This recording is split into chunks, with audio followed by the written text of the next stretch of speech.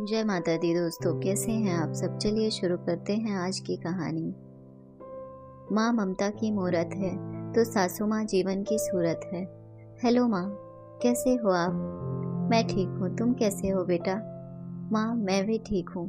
भैया भाभी सुबह ही निकल गए हैं, शाम तक उन लोग भी घर पहुँच जाएंगे, फिर तुम्हें और आराम मिल जाएगा। फिर कमला मौसी को घर भेज देना। बहुत सेवा की उसने आपकी जब भैया भाभी यहाँ आए थे। मेरी तरफ से धन्यवाद बोल देना मौसी को। यहाँ पे सब मेहमान चले गए हैं, बस इनकी मौसी और उनकी बेटी हैं। उन लोग भी कल की फ्लाइट से जाएंगे।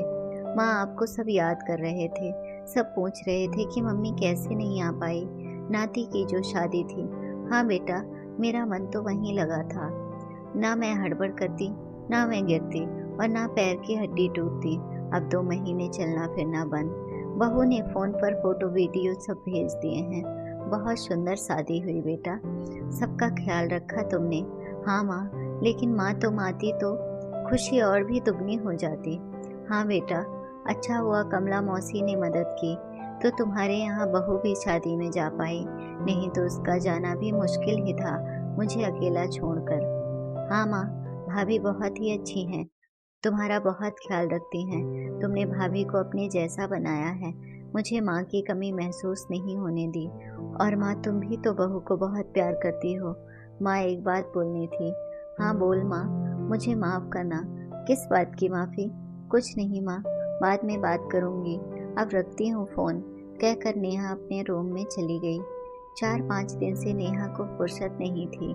उसके बेटे की शादी जो थी, मेहमानों से भरा घर आज खाली खाली लग रहा था।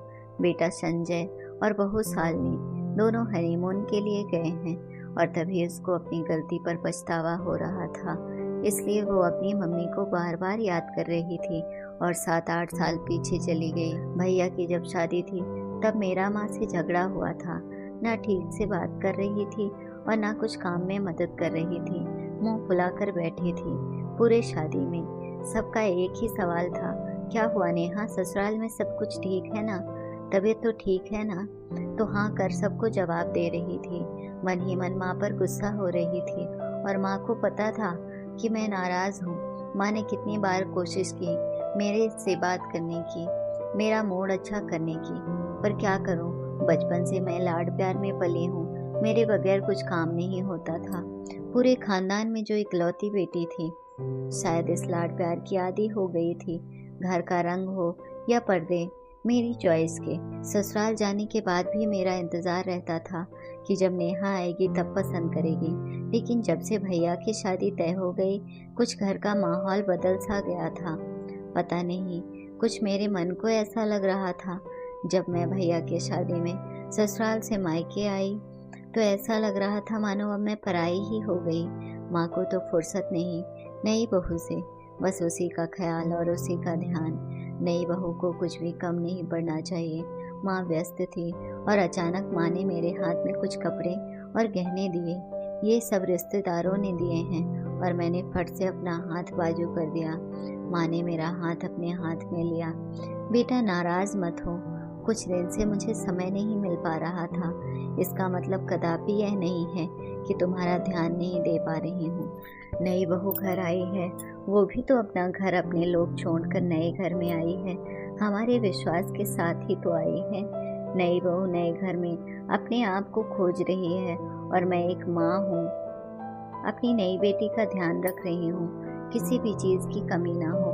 मैं माँ की जगह नहीं ले सकती, लेकिन अपनी बेटी की जगह जरूर दे सकती हूँ।